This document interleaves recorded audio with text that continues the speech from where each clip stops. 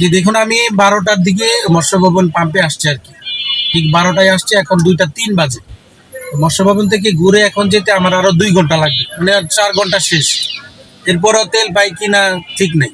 তো ডিউটি রেখে, মানে ব্যস্ততা রেখা, ডিউটি না রেখে তারপরে তেল এতক্ষণ বসে থাকা তেল নেওয়ার জন্য, এটা আসলে খুবই বিরক্তকর। তারপরে তেল পাওয়া যাচ্ছে না, রাস্তায় জ্যাম, রিক্সার কারণে রাস্তা জ্যাম হচ্ছে, আমাদেরও ডিউটি মিস হচ্ছে। তো এই পরিস্থিতির মধ্যে আছে আর কি। তাও তেল পাই কিনা এটা কোনো নিশ্চয়তা নাই আর কি। এটা তো প্রায় মৎস্যভবন থেকে এখানে প্রায় 4 কিলোর মতো হবে, তো 4 কিলোর মতো অর্ধেক আসছে অলরেডি।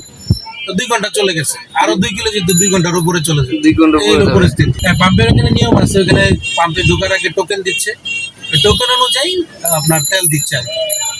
1200 টাকার তেল দিচ্ছে, 1500 টাকার তেল দিচ্ছে 12 litre. Stella featuring next level. Well done, side by side, fridge.